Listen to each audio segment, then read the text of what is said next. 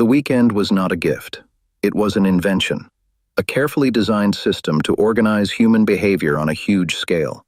It is a piece of social engineering, so successful. Its true purpose is now invisible. The 2-day break is a container. It holds free time, but it also holds spending. It lines up millions of people to work together, and then to rest together, and to buy things, all at the same time. This is called synchronization. Before this system, time was different. It was natural. The sun told people when to wake up. The seasons told them when to plant. A job was done when the task was finished, not when a clock said so. This was task-oriented time. A shoemaker fixed a shoe. That was the job. A farmer planted a field. That was the work. Time was tied to real things. It was not a number on a wall. Then came the factory. The factory needed a new kind of time. It needed clock time. Every worker had to start at the same moment. Every worker had to stop at the same moment. The machine set the pace, not the sun, not the task. This created a huge problem. The workers were not used to clock time. They still thought in the old way. They took days off when they felt like it. One popular day off was called Saint Monday. It was a day for rest after Sunday. For factory owners, this was a disaster. It made work slow. It made planning hard. How could a factory run if workers did not show up at the same time? A new system was needed. A system to control the rhythm of life itself. Henry Ford found the answer. In 1926, he started the 5-day work week. This was not a kind act. It was a cold plan with 2 parts. The first part was paying his workers more, $5 a day. This stopped good workers from leaving. The second part was the weekend. Ford knew that workers with more money and more free time would need something to do. They would need things to buy. They would buy cars, his cars. The weekend was designed to create customers. Ford's idea spread. It was like a blueprint. Other companies saw it worked. They saw a happy workforce. They saw a new group of buyers. The system copied itself. It grew from one factory to an entire country. This idea did not stay inside one company. It spread like a wave. Other big companies saw the success. They copied the plan. Soon, the United States government made it law. The 5-day work week was no longer a choice. It became the official shape of time for an entire nation. This new shape of time had a huge effect. It created a new kind of person. This person was the weekend consumer. With millions of people all free at the same time, a new need appeared. The need was for something to do. A whole new market was born to fill those 2 empty days. New businesses grew very fast. Movie theaters opened to show films on Saturday nights. Amusement parks were built for weekend trips.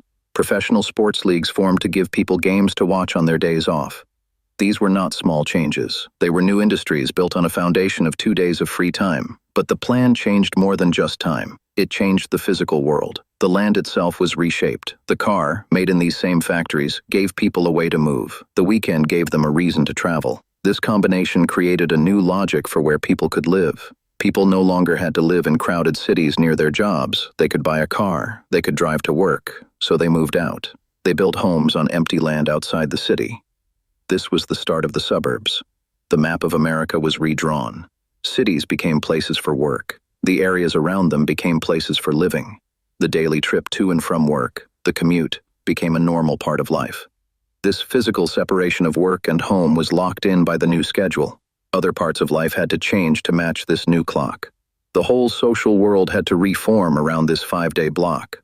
Schools were the first to change. They adopted the Monday to Friday schedule. This trained children, from a very young age, in the rhythm of the future worker. The system of information changed too. Media learned to use the new schedule. The Sunday newspaper became a huge special edition, full of ads for weekend shopping. Television shows were scheduled for prime time on weeknights. Everything was designed to fit into the spaces left by the work week. When you look closely, you see the final design. The 5-day work week is not just a schedule. It is a closed loop. It is a system that runs on its own, feeding itself. It is one of the most successful social machines ever built. The loop works in 3 simple steps. First, you work for 5 days to earn money. The work gives you an income. This is the fuel for the system. Second, the system gives you 2 days off.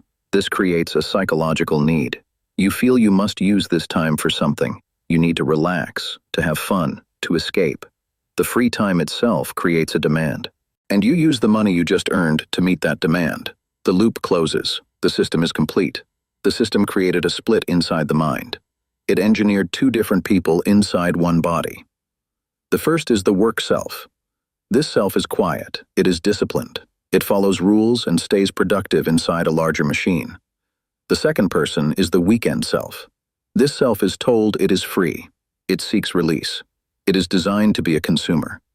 This split is a powerful tool of control. It makes a person's behavior easy to predict and easy to direct.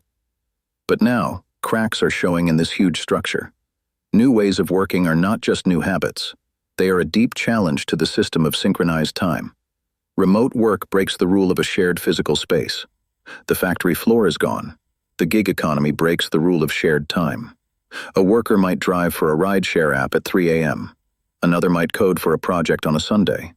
The steady, unified beat of the industrial clock begins to fade. These changes are a threat to the old model. The power of the 5-day week came from everyone moving together. When people work at different times and in different places, the control of the system gets weaker. The social rhythm falls apart. So, the 5-day work week should not be seen as good or bad. It is better to see it as a technology. It is a powerful tool. A tool made to organize millions of human lives into a single, working pattern. It is like an alphabet. An alphabet is an invisible structure that shapes how we think. Or it is like an electrical grid, a grid that shapes where and how we live. The work week is an architecture. It is the architecture of modern time. We live inside this design every day. We feel its walls and walk its set paths. We often forget it was built at all. It feels natural. But it is an invention, a piece of careful engineering. The system's true power is its invisibility. It guides our lives without using force. It makes our choices predictable. It shapes whole societies into a stable, manageable form. And this reveals the final, quiet point. The goal is not to escape the structure. The goal is to see it, to see the lines, the rules, and the purpose behind its design. Understanding that you are inside an engineered system is the first step. It is the beginning of clarity.